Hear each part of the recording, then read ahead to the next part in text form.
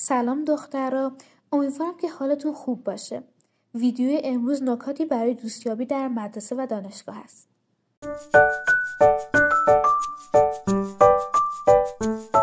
در این ویدیو درباره دوست پیدا کردن تو مدرسه صحبت میکنم. یادتون باشه که مدرسه یا دانشگاه بهترین مکان برای دوستیابی هست. مورد اول، وقتی وارد کلاس میشید و کسی رو نمیشناسید، بهترین کار اینه که حتما برین کنار فرد دیگه‌ای بشینید. هیچ وقت جایی نشینید که تنها بمونید و سعی کنید مکالمه رو شروع کنید. میتونید با سوال پرسیدن در مورد کلاس، معلم یا استاد صحبت رو شروع کنید.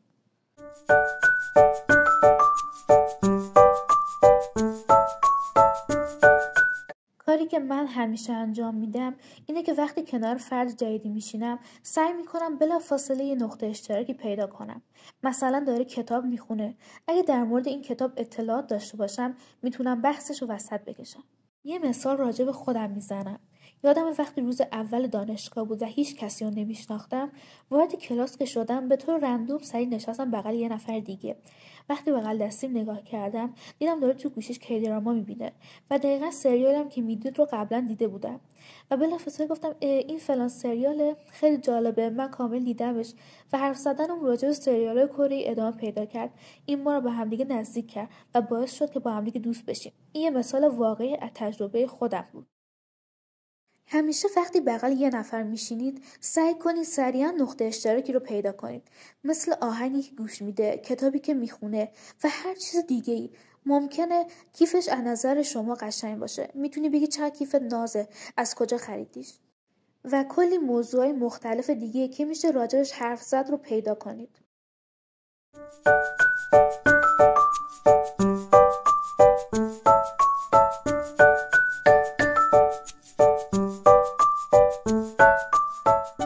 خیلیای دیگه شاید مثل شما تنها باشن تو کلاس. میتونی سعی کنی باهاشون صحبت کنی. ولی برعکس کسی که دوستای زیادی دورشن دسترسی بهش سخت‌تر است. پس گزینه مناسبی فعلا نیست. در هر کلاسی سعی کنید برای خودتون دوست پیدا کنید. میتونید در رابطه با درس صحبت کنید یا در مورد جزوه نوشتن، جزوه قرض دادن و هر چیزی که به درس مربوط میشه.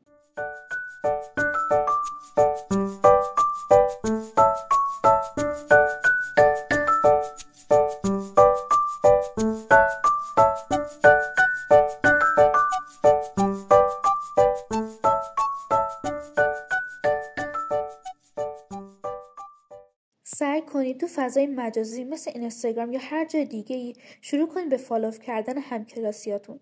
یه روش خوب برای دوست پیدا کردن اینه که میتونی با استوری‌های جالب باعث بشه که بقیه بخوام بیشتر باهاتون حرف بزنن و بیشتر بخوان که بهتون نزدیک بشن.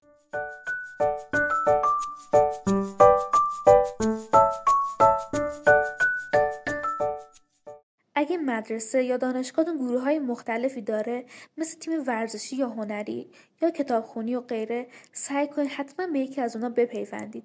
اونجا میتونید با افراد جدیدی آشنا بشید و از اونجایی که توی یه گروه هستید و دغدغه‌هاتون مشترکه، این کمک میکنه که با هم سریعتر مچ بشید.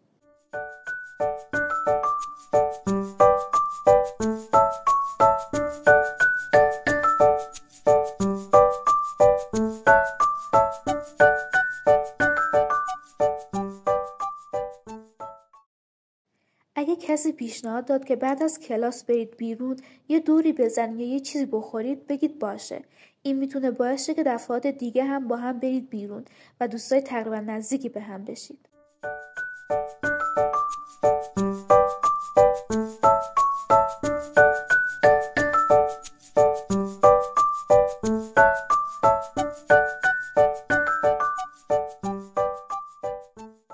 یکی دیگه از راه‌های دوستیابی در کلاس اینه که اگه متوجه شدید کسی در تکلیف خودش مشکل داره یا قسمتی از درس رو متوجه نمیشه، کمکش کنید.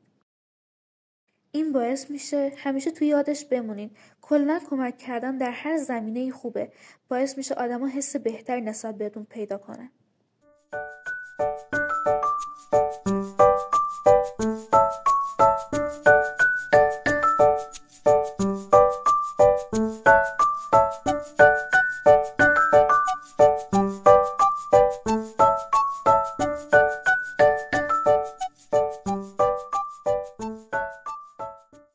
از دیگر دیگران تعریف کنید، نه الکی، چون واقعا خیلی ضایع است و متوجه تعریف الکیتون میشن.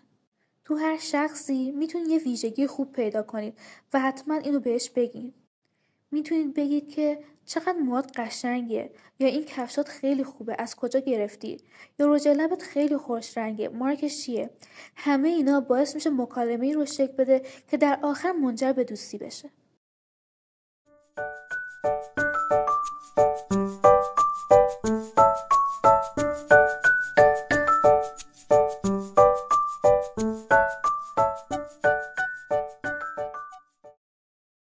میتونید تعارف کنید. وقتی چیزی رو میخورید اونو به دور و بریاتون تعارف کنید. سعی کن همیشه لبخند داشته باشی تا دوستانه تر به نظر بیای. میتونی در کلاس وقتی با کسی چشم تو چشم میشی لبخند ملیح بزنی. اینجوری باعث میشه بقیه راحت تر باشن باهات. سعی کنید زبان بدنتون رو کنترل کنید. دست به سینه وای نستید و پاهاتون رو همدیگه قرار ندید. کلا سعی کنید زبان بدنتون رو طوری تنظیم کنید که مهربونتر و خوش اخلاقتر نشون بده. همیشه سلام کنید با یه لبخند کوچولو. این خونگرم بودنتون رو نشون میده که همین یک کار باعث شروع یه مکالمه میشه. اگه شما خجالتی هستید یا درونگرایی و کلا ارتباط گرفتن با دیگران کمی براتون سخته، به این فکر کنید که همکلاسی‌های شما هم آدمن. اونا هم طبیعتاً استرس دارن توی کلاس جدید با آدمای جدید. یعنی میخوام بگم هممون اینجور نگرانی‌هایی داریم، فقط دوزش کم و زیاده. همین.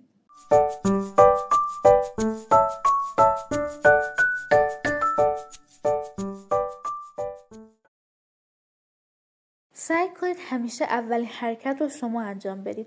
راحت ترینش اینه که سلام کنید و بعدش یه سوال بپرسید. حتی اگه جوابشو میدونین.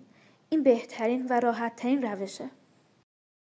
اگه ویدیو من برات مفید بود حتما لایک کن و نظرت رو برام بنویس. ممنون که گوش دادین. بای بای.